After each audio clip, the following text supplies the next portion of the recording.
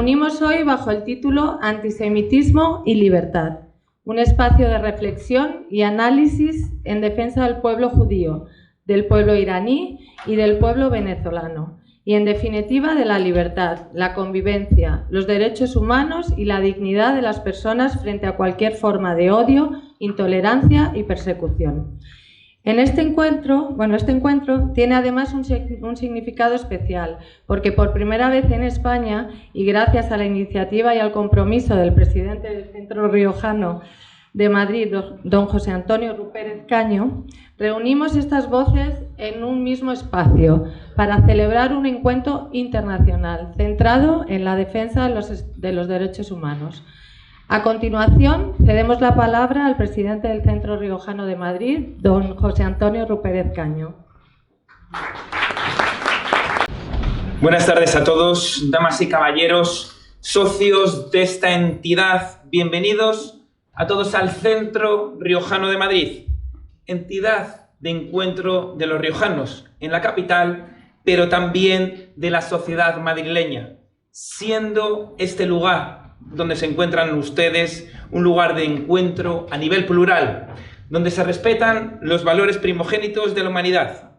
Estos valores trascienden culturas y religiones, actuando como cimiento de la ética global. Desde estos salones se aboga por el respeto de los derechos humanos, la libertad y los derechos y valores democráticos. Para nosotros es un auténtico honor congregar por primera vez en el Reino de España información muy contrastada, para decir lo que estamos comentando, un acto de estas tres culturas tan diferentes pero a la vez tan respetadas: Irán, Venezuela e Israel, unidos por el inmerecido duelo de esta parte de la historia que nos está tocando vivir a nivel global. Para nosotros no nos es indiferente. Gracias a todos los miembros de la organización, muchas gracias Nuria, muchas gracias a Ana y a todos ustedes por acudir a esta cita con un coloquio posterior, y doy sinceras gracias y la bienvenida a los diferentes conferenciantes en esta fantástica tarde en el Centro Riojano. Y a todos ustedes espero y deseo que sea del provecho para todos. Muchas gracias. Debo decir además que comparecer aquí para hablar de antisemitismo supone para mí no solo un honor, sino también una enorme carga de responsabilidad. Y esa responsabilidad se multiplica al tener que hacerlo en presencia de alguien como Esteban Ibarra, cuyo nombre está unido desde hace décadas y de manera ejemplar a la lucha contra el antisemitismo, el odio, la intolerancia y la degradación de la convivencia democrática en nuestro país. Hablar de antisemitismo delante de alguien que tanto ha hecho por denunciarlo y combatirlo obliga a ser especialmente riguroso, especialmente sobrio y especialmente consciente de la importancia de cada palabra. Porque, amigas y amigos, las palabras importan. Importan siempre, pero importan todavía más cuando nos enfrentamos a una forma de odio tan antigua, tan persistente y tan adaptativa como el antisemitismo. Y esa es la primera afirmación que quisiera dejar clara esta tarde. El antisemitismo no es un vestigio del pasado, tampoco es una reliquia moral de la historia o de otra época. No es un fenómeno enterrado en los libros tras la catástrofe de la Shoah. No es un residuo político en vías de desaparición. El antisemitismo sigue entre nosotros, como un virus contagioso. Se transforma, muta, se disfraza, reviste de nuevos lenguajes y nuevas coartadas y permanece. A veces adopta la forma brutal del insulto, de la amenaza, de la agresión o del ataque a personas o lugares de culto. Otras veces se expresa de manera más sofisticada: conspiracionismo, atribución colectiva de culpas, demonización de los judíos, o como un doble rasero que convierte a una colectividad entera en objeto de sospecha permanente. Por eso necesitamos herramientas precisas. Y por eso es importante hablar de la IRA, de la Alianza Internacional para la Memoria del Holocausto, La IRA es una organización intergubernamental fundada en 1998 que reúne a estados y expertos con el propósito de promover la educación, la investigación y la memoria del Holocausto. En el marco de esa alianza se aprobó en 2016 la conocida definición de antisemitismo, que con el tiempo se ha convertido en la referencia internacional más utilizada para identificar este fenómeno. España confirmó su adhesión a esa definición en el año 2020. Su naturaleza jurídica es la de una definición de trabajo, una guía interpretativa, una herramienta de orientación, un instrumento de referencia para las instituciones públicas, fuerzas de seguridad, operadores jurídicos, sistema educativo y sociedad civil. Su valor es considerable. Sirve para quienes tienen la responsabilidad de prevenir, registrar, analizar y perseguir las conductas de antisemitismo que sepan reconocer con mayor claridad cuando están ante una de esas manifestaciones. En otras palabras, ayuda decisivamente a interpretar el derecho, aplicarlo, hacerlo eficaz, allí donde el antisemitismo se presente bajo formas que durante demasiado tiempo han sido minimizadas, trivializadas o mal identificadas. Su formulación básica es conocida. El antisemitismo es una percepción de los judíos que se expresa como odio hacia ellos o como menosprecio hacia sus manifestaciones simbólicas, físicas, culturales o religiosas. Puede dirigirse contra las personas, contra los bienes, contra las instituciones de las comunidades judías y contra sus lugares de culto. Y también protege al Estado judío, a la existencia del Estado judío. Es antisemitismo pedir directa o indirectamente la desaparición del Estado de Israel. España también asumió esa definición al adherirse a la referencia aprobada en la IRA. Pero el verdadero alcance práctico de este concepto no se encuentra solo en esa formulación general, sino en los ejemplos que la acompañan, porque esos ejemplos permiten reconocer conductas que en ocasiones se intentan presentar como aceptables, neutras o amparadas por una supuesta legitimidad política. Entre esas manifestaciones figuran la difusión de mitos sobre una supuesta conspiración judía mundial, la atribución colectiva de responsabilidades a todos los judíos como grupo, la negación o trivialización del Holocausto y también determinadas formas de demonización o de legitimación del Estado de Israel, especialmente cuando funcionan como vehículo para trasladar a los judíos, en cuanto tales, una hostilidad colectiva. Por tanto, estamos ante una referencia que debiera orientar políticas públicas, protocolos, formación y actuación institucional. Y esto no es una cuestión menor. Si una sociedad no sabe reconocer adecuadamente el fenómeno del antisemitismo, difícilmente podrá prevenirlo. Si no lo identifica con claridad, no podrá medirlo. Y si no lo mide, no podrá combatirlo. Ese es precisamente el espacio en el que la definición de la IRA presta un servicio decisivo. Y ese servicio es hoy más necesario que nunca, porque la situación del antisemitismo en España es muy grave. Los informes disponibles subrayan un incremento exponencial de incidentes, así como una presencia particularmente intensa del antisemitismo en el entorno digital.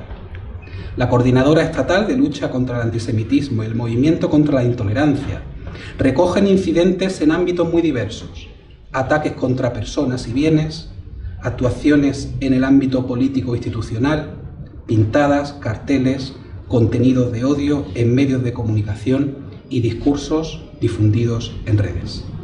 En ese mismo marco institucional, destacamos que los actos antisemitas en España se producen mayoritariamente en Internet, pero también se registran episodios de vandalismo en el espacio público. Y añade un dato especialmente preocupante: el aumento de incidentes se ha visto impulsado en este contexto de polarización con un incremento del discurso antisemita en todas las redes sociales. No estamos, por tanto, ante un problema marginal, ni ante una anomalía episódica. Estamos ante una forma de hostilidad que encuentra cada vez nuevas vías de difusión, nuevas legitimaciones discursivas y nuevas audiencias que no están siendo perseguidas ni prevenidas de conformidad con lo establecido en la IRA. Pero, ya voy concluyendo, hemos llegado aún más bajo, a intentos de deslegitimar la propia definición de antisemitismo de la IRA o de apartarse de ella, presentándola como un instrumento represivo o incluso como una amenaza a la libertad de expresión. La historia nos ha enseñado que ningún ataque contra una comunidad comienza con la violencia. Jamás. Comienza con palabras, comienza con prejuicios, comienza con la construcción de un enemigo, de un falso relato. Y eso es precisamente lo que hemos visto durante las últimas décadas en Venezuela. Desde que el régimen criminal de Hugo Chávez llegó al poder en 1999, los ataques antisemitas fueron aumentando progresivamente. No hablo solamente de caricaturas en los medios, o memes, o viñetas publicadas en medios estatales y afines a la dictadura. Hablo también de una narrativa política construida desde las más altas esferas del poder. Una narrativa que contribuyó a generar un clima de hostilidad hacia Israel y en demasiadas ocasiones hacia los propios judíos. Durante años escuchamos a Hugo Chávez utilizar expresiones extremadamente agresivas contra Israel, pero el problema no era únicamente la crítica a un gobierno o a una política concreta. En democracia, cualquier gobierno puede y debe ser criticado. El problema aparecía cuando las declaraciones dejaban de referirse a decisiones políticas específicas y pasaban a señalar a un pueblo entero. Escuchamos a Chávez calificar al pueblo israelí con términos ofensivos y generalizaciones injustas. No estamos hablando de un gobierno concreto. Estaba hablando de millones de personas. Y cuando se criminaliza colectivamente a una población, se está fomentando el prejuicio y la estigmatización. Nicolás Maduro continuó con esa línea, primero como canciller y posteriormente como jefe de la dictadura. Ha realizado innumerables declaraciones contra Israel utilizando un lenguaje extremadamente duro. Llegó incluso a afirmar que Israel era el grupo terrorista más grande del mundo. Otros dirigentes chavistas fueron aún más lejos. Algunos declararon públicamente que el supuesto, y cito textualmente, grupo terrorista sionista de Israel y su brazo armado Estados Unidos eran los responsables de todas las guerras del mundo. Este tipo de afirmaciones no contribuyen al debate político, no ayudan a construir soluciones, lo que hacen es alimentar estereotipos y reforzar narrativas de odio que han perseguido al pueblo judío durante siglos. Las consecuencias de este discurso no tardaron en hacerse visibles. Uno de los casos más conocidos fue el de Enrique Capriles, líder de la oposición. Durante años fue objeto de campañas de descrédito, en las que su origen familiar es de una familia polaco-judía y sus raíces eran utilizadas como herramientas de ataque político. En lugar de debatir sus propuestas o cuestionar sus ideas, se buscaba desacreditarlo por quien era y por sus antecedentes familiares. Y eso contribuye a una forma de discriminación. Pero el problema fue mucho más allá del discurso. La comunidad judía venezolana tuvo que enfrentar situaciones profundamente preocupantes. Muchos recordarán cuando fuerzas de seguridad del régimen ingresaron armadas y con pasamontañas, eran más de 20, a las instalaciones del Colegio Hebraica, donde va la comunidad judía. Allí había estudiantes, profesores, niños y adolescentes. La justificación oficial fue que buscaban supuestos terroristas, que era una mentira. Sin embargo, aquellos operativos lo único que generaron fue una enorme alarma dentro y fuera de Venezuela. La comunidad judía denunció los hechos como actos de intimidación. Diversas organizaciones internacionales expresaron su preocupación y para muchas familias judías venezolanas quedó la sensación de que estaban siendo injustamente señaladas. Otro episodio ocurrido bastante grave en el 2009 fue la agresión de 15 hombres armados y encapuchados que irrumpieron en la sinagoga Tiferet Israel de Caracas, la más antigua del país. Durante el ataque explosionó un artefacto explosivo que causó únicamente daños, pero eso pudo haber causado víctimas. Gracias a Dios no pasó. Afortunadamente no hubo víctimas que lamentar, pero sí daños bastante estructurales en la sinagoga. Pero cuando una sinagoga es atacada, no se está atacando solamente el edificio, se está enviando un mensaje de intimidación hacia todos aquellos que forman parte de esa comunidad. Y estos hechos no ocurrieron en el vacío, ocurrieron en un contexto donde desde el poder se promovían discursos hostiles hacia Israel y hacia el pueblo judío.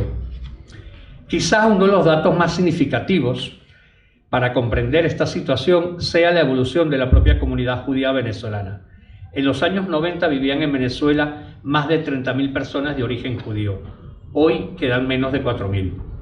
Es cierto que la crisis económica, política y social ha provocado la salida de millones de venezolanos de todas las condiciones y orígenes, pero también es cierto que muchos miembros de la comunidad judía expresaron durante años sentirse cada vez más preocupados por el ambiente de hostilidad que se estaba generando. Sin embargo, cuando hablamos de antisemitismo promovido por el régimen criminal de Venezuela, no podemos limitarnos únicamente a lo ocurrido dentro del país. Existe otro aspecto que resulta imposible ignorar: la relación que durante años el chavismo ha mantenido con organizaciones criminales como Hamas y Hezbollah. Durante décadas, periodistas de investigación, expertos en seguridad, organismos internacionales y gobiernos democráticos han expresado preocupación por la presencia y las actividades de individuos vinculados a estas organizaciones en territorio venezolano.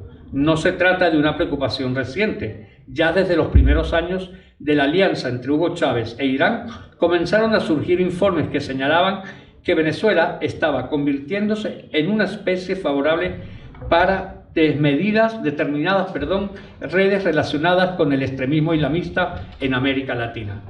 Hezbollah ha sido objeto de numerosas investigaciones relacionadas con actividades de financiación, blanqueo de capitales y redes de apoyo en distintos países de la región. Y en Venezuela aparece repetidamente en muchas de las investigaciones hechas por Europa y Estados Unidos. Durante años se denunció estructuras que habrían facilitado la movilidad de documentación y determinadas operaciones financieras de personas vinculadas a estas organizaciones.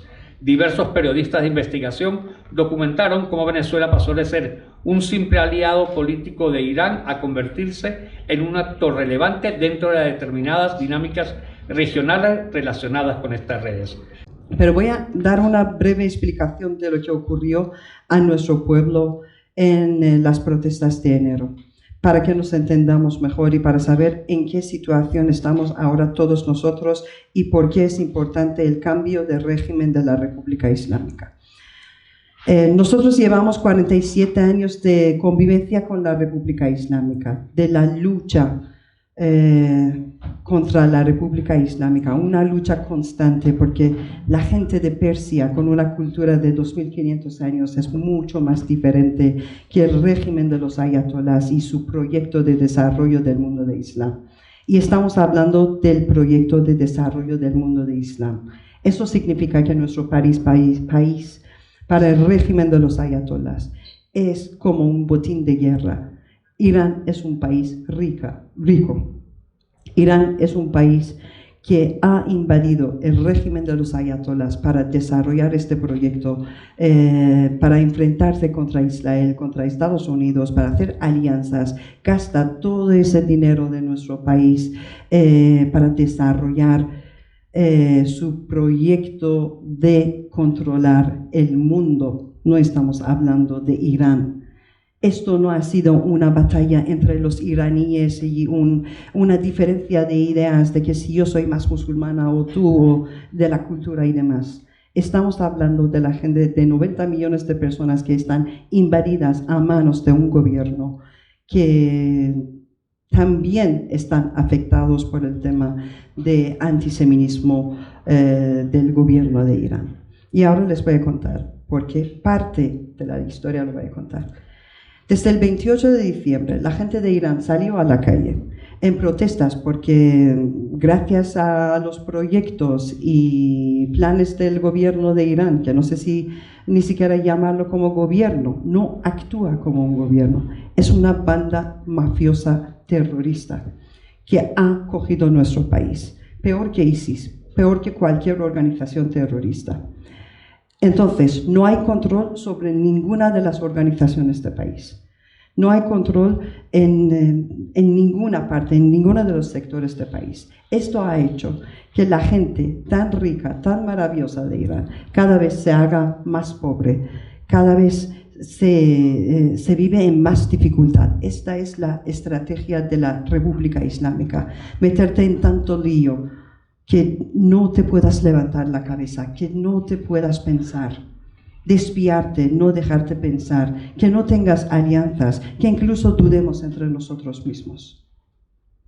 Lo que hizo la República Islámica ha hecho que se desaparezca a lo largo de estos años, más que nada desde el movimiento de Mujer, Vida, Libertad, desde 2022, que era la primera vez que nos levantamos y pedimos cambio total de régimen.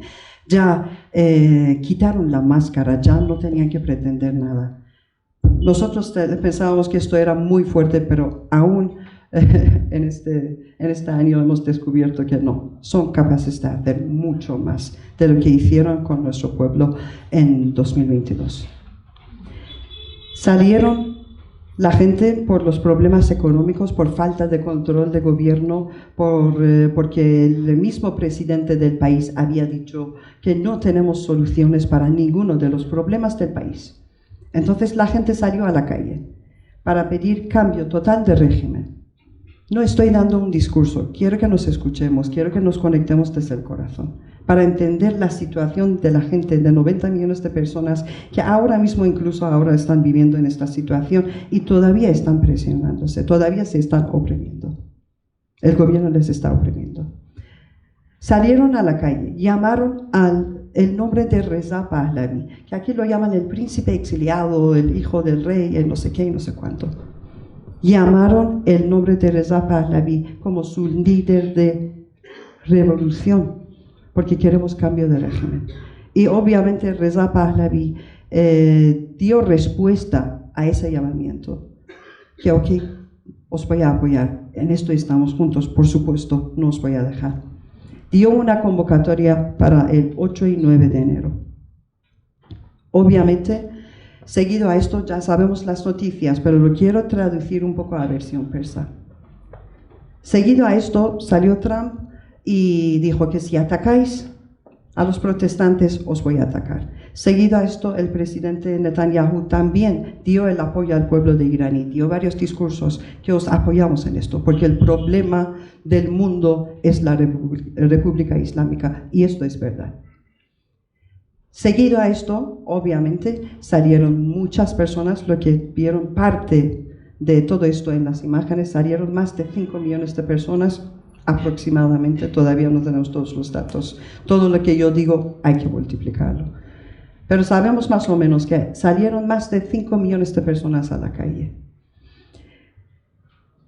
Paralelamente, como que ahí aparecieron al lado del pueblo de Irán y ya hablando de Reza Pahlavi, de Trump, de Netanyahu, Khamenei, el líder supremo, dio a aplicar el mayor nivel de opresión hacia nuestro pueblo. Eso significó que nuestro pueblo, los civiles, se encontraron en el mismo momento, tan solo en 2 días, 8 y 9 de enero. Se enfrentaron contra el cuerpo de la Guardia Revolucionaria de la República Islámica, que ya todos lo conocemos cómo está funcionando y todos estamos sufriendo el efecto de ese cuerpo de la Guardia Revolucionaria. Contra el propio ejército del país, que se supone que su trabajo es cuidar al pueblo iraní. Contra los basijis, contra las fuerzas de seguridad. Y encima trajeron a sus proxies de Palestina, a los de Hamas, de los de Hezbollah, a los de Hashd-e-Sha'bi, sus proxies de la zona para matar a nuestra gente. Apagaron las luces en las calles. Las imágenes que vieron que la gente está con los móviles, ahí moviéndose los móviles, esto no eran manifestaciones pacíficas, esto era para que el pueblo entre sí se encuentre y que para que se pueda ver la dimensión de la población que había salido a la calle. Esto era el mensaje hacia la República Islámica. Pero no era solo esto, salieron con armas militares a la calle. empezaron a tirotear desde balcones, desde azoteas, con tanques, con cualquier arma que tenían, con drones para ubicar a los protestantes. Usaron los drones, metieron a los basijis entre los protestantes, en plan que son también protestantes, y les llevaban a una zona que estaban preparados los militares de la República Islámica e hicieron un masacre en grupo. Esto era para que nosotros que sobrevivimos, para que nosotros los que lo vemos desde fuera, nos humillemos tanto que no podamos levantarnos. Yo personalmente, solo con este video, llevo 6 meses luchando. Mis compatriotas también están aquí. No podemos vivir, no podemos dormir, no podemos estar tranquilos. No nos podemos olvidar solo de estos 2 días. Así que, amigos, aquí nosotros los iraníes sabemos que para solucionar el problema de Israel, el problema de Venezuela, el problema de Oriente Medio, el problema de Europa, hay que cortar la cabeza de serpiente. Estamos viviendo en un mundo, lamentablemente, por los aliados de la República Islámica, estamos viviendo en un mundo lleno de monstruos y nosotros, el pueblo iraní, estamos buscando a los humanos. Con eso digo todo. Compañeros de Venezuela, compañeros de Cuba, compañeros latinoamericanos, miembros de las comunidades judías, compañeros españoles que luchan contra las dictaduras, la libertad, pero especialmente 3 organizaciones que quiero señalar: la Coordinadora Estatal de Lucha contra el Antisemitismo, la Alianza por la Libertad en Venezuela y la Voz de Irán. Sus gentes son gente valiente, son gente que da la cara, son gente que se la juega, son gente que está aquí. Movimiento contra la Intolerancia está con todos. Formamos parte de esa unidad de defensa de la libertad y de los derechos fundamentales. Hemos querido subrayar en este acto que la defensa de la libertad va muy vinculada a la lucha contra el antisemitismo. Hay gente que no lo veía. Bueno, ¿y qué tiene que ver una cosa con la otra? Pues es sencillo. El antisemitismo es la métrica de la intolerancia. Entonces, en un clima de intolerancia, el antisemitismo crece, pero la intolerancia se desparrama en todos los sectores. Solo hay que mirar la Shoah, el Holocausto. Murieron 6 millones de judíos, pero murieron 5 millones de personas más, donde había personas por su condición LGTB, mujeres, había inmigrantes, había gente de distintas religiones, opositores políticos. Había una diversidad enorme, porque cuando el antisemitismo avanza, arrastra hasta acabar pues con los valores fundamentales, los valores democráticos, la civilización democrática, que es lo que está pasando en estos momentos, ¿no? Sabemos que el antisemitismo se hunde en la historia, bien, pero es que hoy estamos viviendo un nuevo antisemitismo que no empezó ayer. Hay que situarse en 1948 con la creación del Estado judío, del Estado de Israel. En aquel momento ya se declaró la guerra, sucesivas guerras hasta el día de hoy, para que eso no existiera. No debía de existir. No han querido nunca que exista un Estado del pueblo judío. Han querido negar el derecho a autodeterminación de este pueblo. No lo hacen con 193 estados.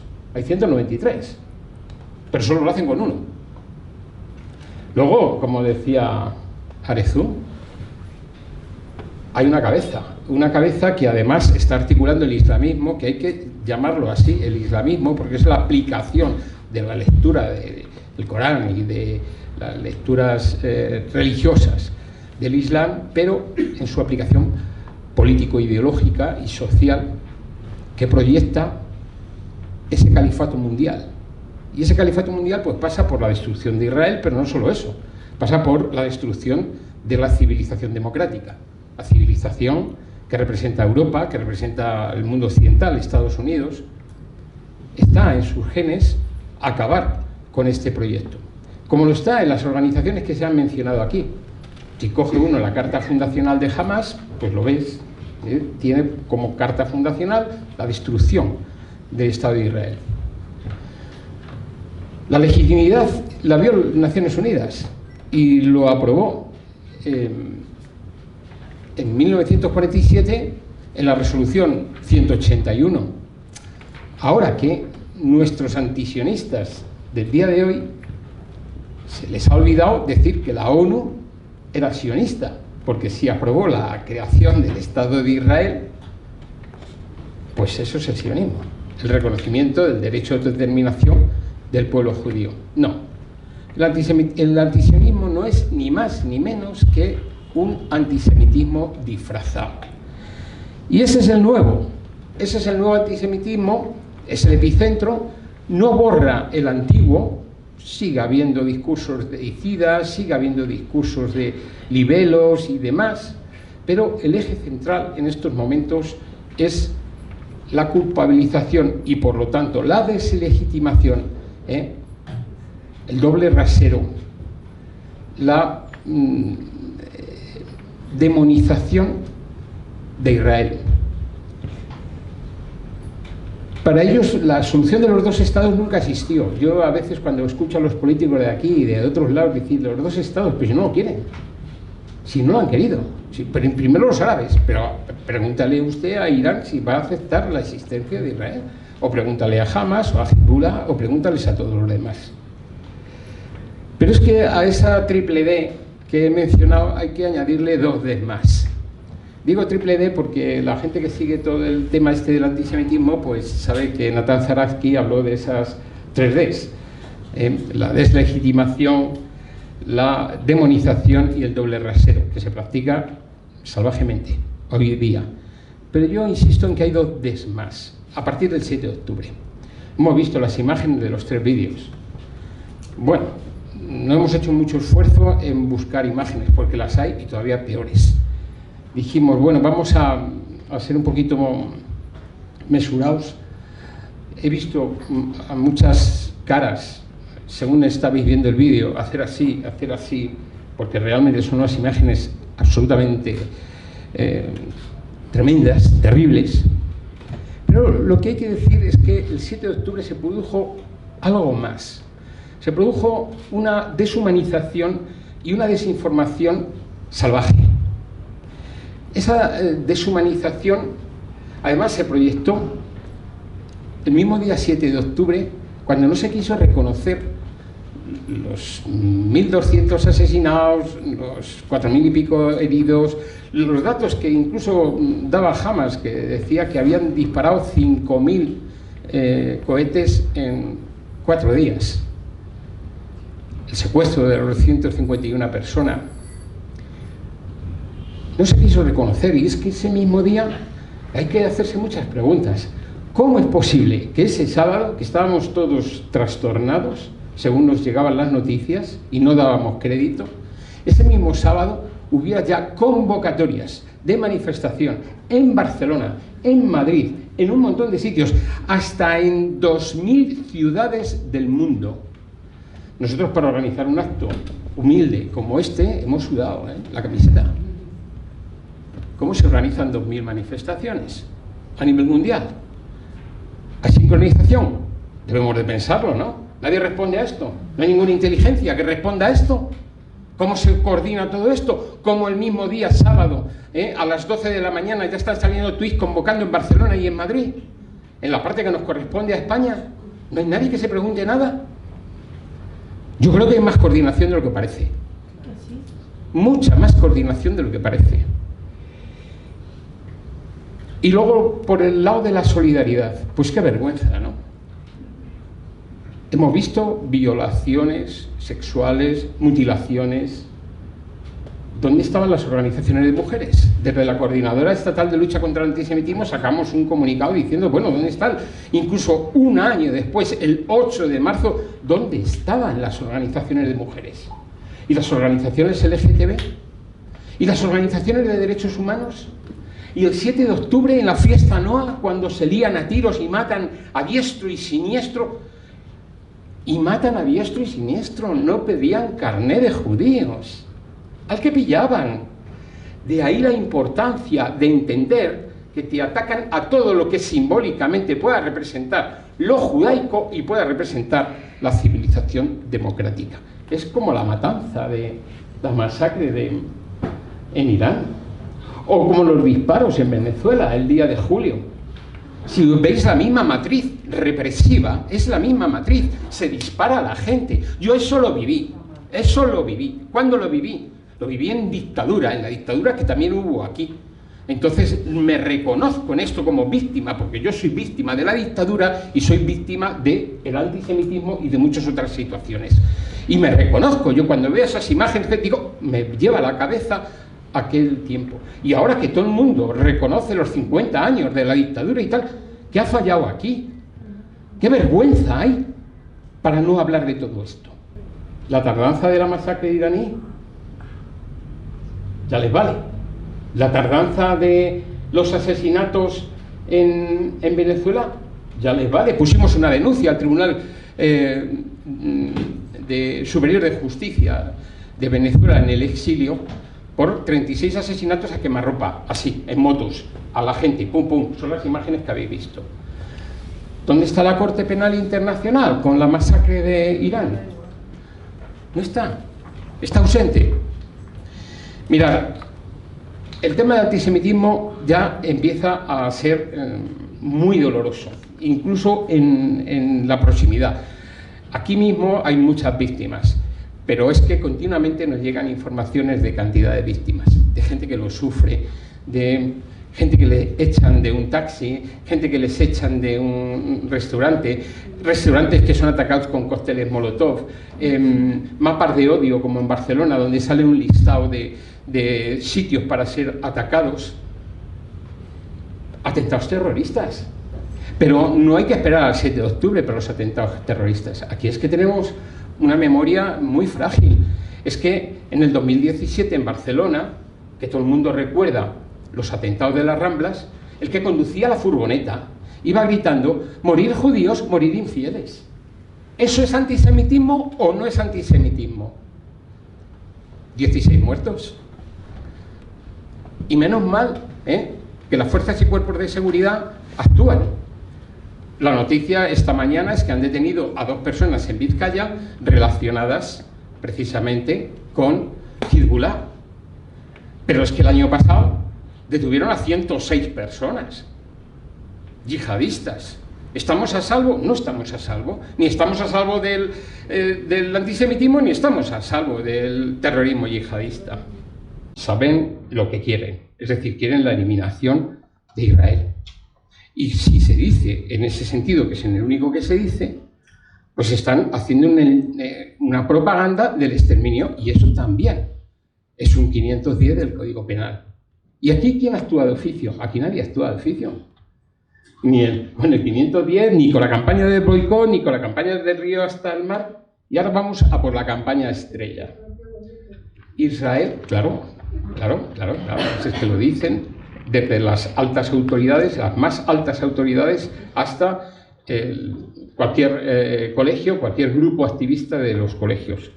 Pero vamos con la consigna estrella: Israel genocida. ¿Habéis visto qué consigna más antisemita es esta? O sea, es terrible. Es lo más antisemita que he escuchado yo. Bueno, en el antiguo antisemitismo se hablaba de los judíos asesinaron a Dios. Del deicidio nos hemos pasado al genocidio. Del deicidio al genocidio. Ni siquiera con los nazis se planteó esto. Ni siquiera, pensarlo bien. Es decir Israel es decir un pueblo.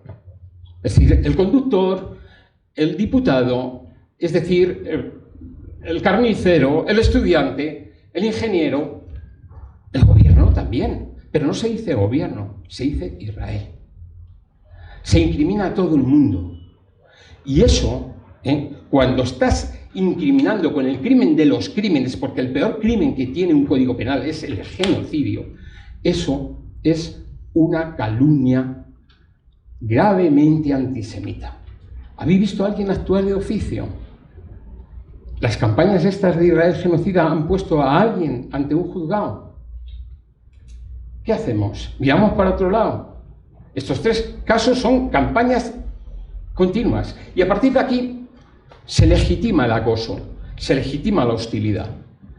Porque claro, los que estamos aquí, si abrimos la boca, que hay que abrirla, y decimos que eso es una falacia, pues automáticamente lo que nos van a hacer es calificar de cómplices del genocidio. Y claro, nadie quiere ser calificado de cómplice del genocidio.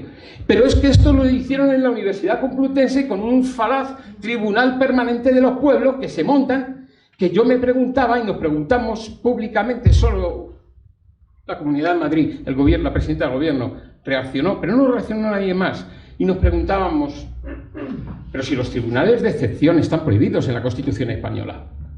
Ese es uno de los puntos centrales de la Constitución española. Mira que tiene cosas buenas la Constitución española, sobre todo en materia de protección de libertades y derechos fundamentales. Y hay que usarla. Hay que usarlo porque los delitos de odio, en definitiva, lo que están atentando es a la dignidad de la persona y a las libertades y derechos fundamentales, garantizadas por la Constitución. Es decir, el delito de odio lo que pretende es proteger esa parte de la Constitución española que fue el gran regalo que nos trajo la democracia y que tiene que traer para Irán y que tiene que traer para Venezuela y que tiene que traer para Cuba, que veo a las compañeras de Cuba que están por aquí, y que tiene que traer para Nicaragua y que tiene que traer para todos y cada uno de los países donde las dictaduras terroristas nos están machacando a la población civil. La libertad no se negocia, hay que conquistarla en todos los sitios. En todos los sitios.